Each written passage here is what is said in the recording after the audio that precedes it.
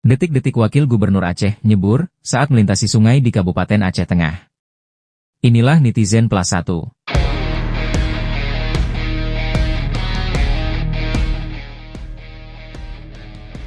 Wakil Gubernur Aceh, Fadlullah dan rombongan bernasib apes saat melewati sungai yang terdampak banjir di Kabupaten Aceh Tengah.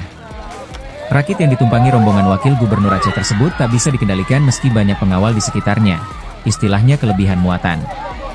Akibat dari insiden ini, Wakil Gubernur Aceh dan rombongan hanya basah kuyup tanpa cedera sedikit pun.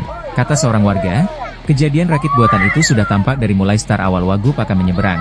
Rakitnya tidak stabil dan terlihat tidak mampu menahan beban yang berdiri di atasnya, ujarnya. Kiriman video dari netizen dari berbagai grup WhatsApp.